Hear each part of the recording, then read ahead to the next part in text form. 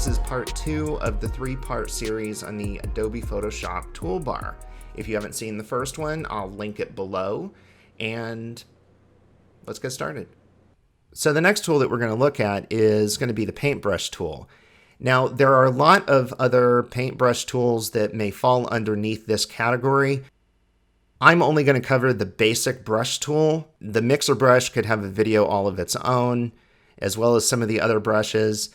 But the basic brush tool will give you an overall view of kind of how the brushes work, and that's going to be the purpose of this. What the paintbrush tool does is it does exactly what you would think. It takes whatever the foreground color here is, and it allows you to paint down onto a canvas like this. You have the ability to choose different brushes here. I've got a lot of brushes loaded in because I just have a lot of brushes that I use during illustrations and so on. But this, you can affect the size here and the hardness of the brush here. Now, by hardness of the brush, what I mean is that if you have 100% hard edge brush, you're going to get something that looks like this. If you have a soft edge brush, then you're going to have something that looks like this. This little folder that's right here, this basically brings up the brush window that often resides over to the right over here. This is a whole other great set of tools that you can use to really customize brushes. This is not something that we're going to get into today. This could be easily its own video just on those two windows. And it's something that really deserves more of an in-depth look into those options. The history brushes here we're not going to cover today because that really kind of depends on knowing some other windows, and I'm not going to get into those specifics today. The eraser tool does exactly what it sounds like, and the brush controls that you use for the other tools that use brushes, those apply to this as well. An eraser tool does exactly what it sounds, and that is it erases the image. The reason that you're seeing a checkerboard here is because Photoshop has to have something to indicate nothing. It can't just have white because you can have a white canvas. So it has to have something to indicate nothing. Photoshop uses this grid that you can see here. In fact, I'll turn the whole image off. It uses this grid to indicate nothing. This is Photoshop's equivalent of using the number 0. You have the number 0 because you have to have something to indicate nothing. That is what this is. Now, what you need to know about the brush tool is that unless you go back in the history, which we aren't covering today, or if you just go under Edit to Undo, this is a permanent edit. So if I erase this and I save the document, close it, open it again, that's gone. It is a permanent edit when you do this. Now, like I said, you can always go under Edit to Undo, and you can bring it back, but you can't do that once the document has been saved and closed. So be careful with this tool. Down here, we've got the paint bucket and gradient tools. We're only going to cover the normal bucket tool and the gradient tool. What the gradient tool allows you to do is to create gradients. So you can see up here, I've got a blue to white gradient, and you can customize these all day long. You could easily do a whole video on customizing gradients. What you do is you click down and drag, and basically this is going to be the direction of the gradient. So I'm going from blue and it fades to white. If I wanted to, I could go in here and let's just choose some of these really let's just do black to white, we'll do. And you can see we're going from black to white. They've got some really obnoxious colors in here where they're just mixing all sorts of colors, so we'll try one of those. And you can see here that it does this. Now, what you need to know is that the shorter the line that you draw out for this gradient, the sharper that transition is going to be. So even if we go back to, let's say, black to white, if we start at one end of the canvas and we go to the other, we've got this smooth gradation from black to gray to white. If we do it very small like this, it's going to be very abrupt. It's going to go absolute black, a little bit of gray, absolute white. So let's say that we do this at an angle, the gradient will follow the angle. So you've got all sorts of really neat options with this. You can go in and customize this and create whatever types of gradients that you want. People often look at this as kind of a rudimentary tool. It's not. You can use this in a variety of different ways in photo editing.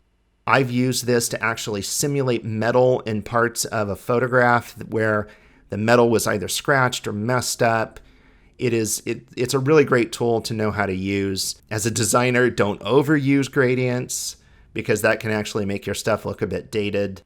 But it does have a use, and it's definitely well worth your time knowing. Now, the paint bucket tool, what this essentially does is it's kind of the opposite of the eyedropper tool, where the eyedropper tool, you take a sample of color and then you use it later. What the paint bucket tool does is it takes whatever this foreground color is and you click down and it will just fill the entire canvas with that. Let's say that you have a selection here and you use the paint bucket tool, it'll fill in this way.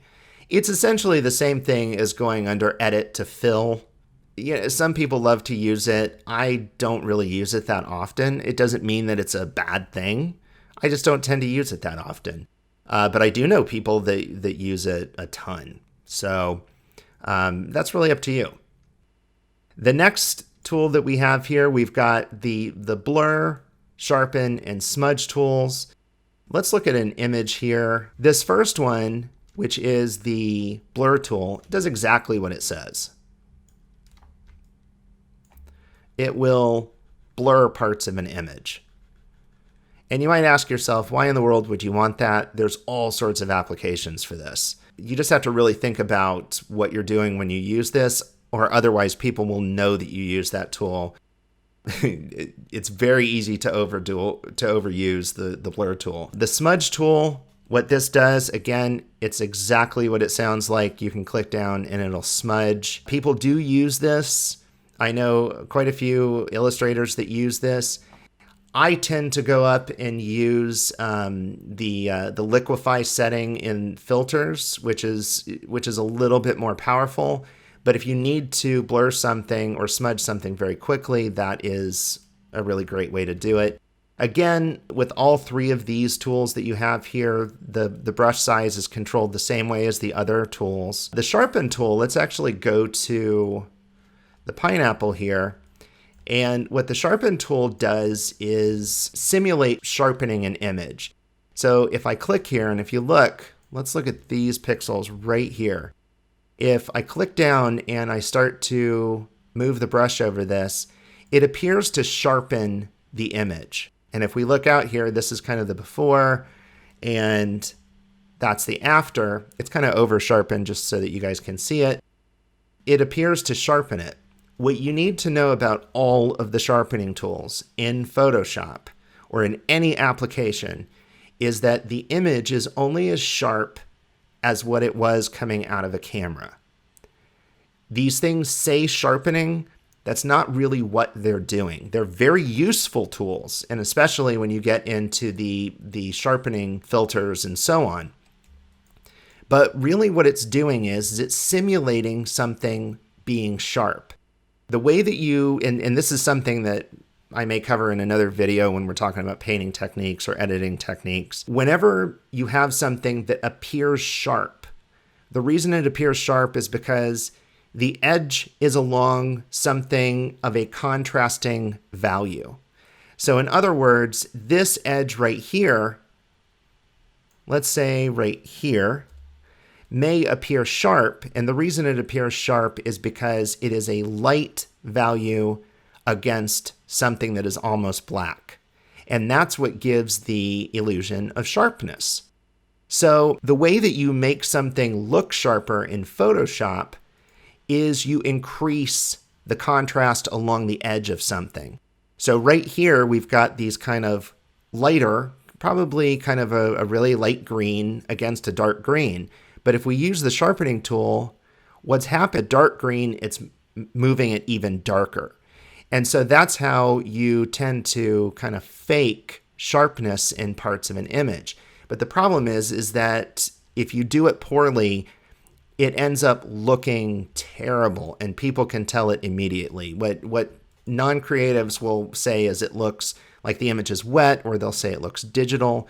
So you have to be careful with this. Sharpening can be, like I've said with a lot of these tools, sharpening can be a whole video unto itself. So let's look at the next set. These are the burning and dodging tools. If you've ever taken a black and white photo class, you know what burning and dodging is. These go right back to darkroom techniques in a photo class. Burning will, in essence, simulate adding more light to a photo print, which darkens it, and dodging will prevent light from hitting this kind of simulated photo paper, and it will lighten it.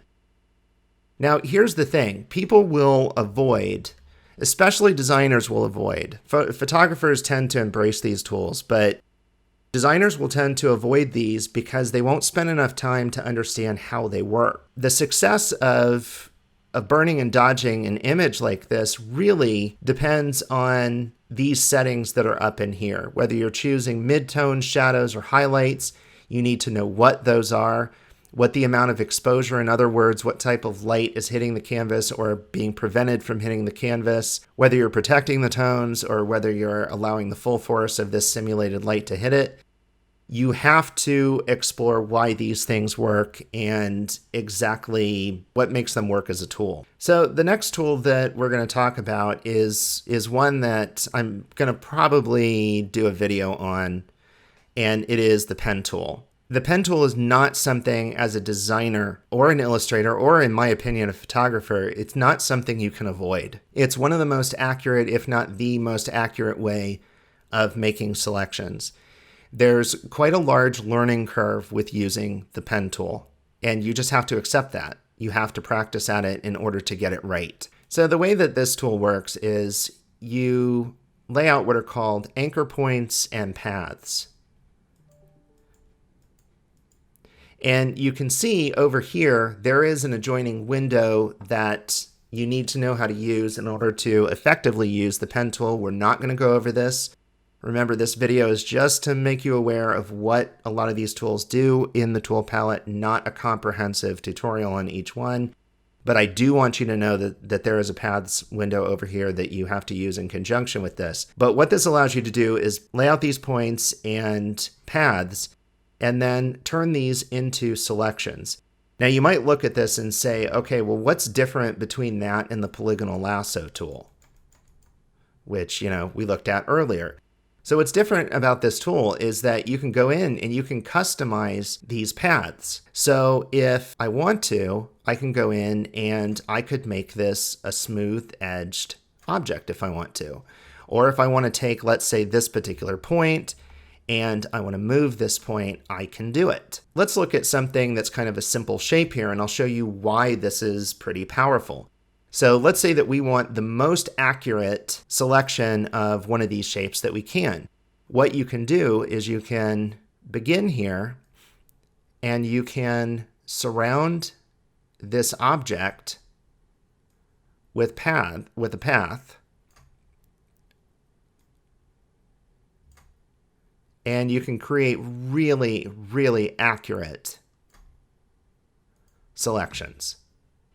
So not only is it accurate, but it's a selection that is essentially saved over to the side. And we can see here, I wasn't perfect along this edge.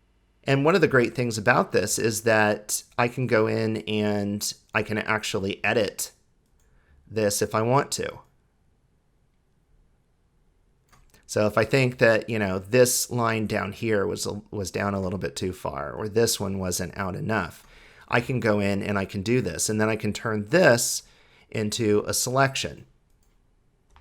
And if you're doing product photography and you really need accurate selections of things like cars or machine parts or whatever it is, this is the best way to do it.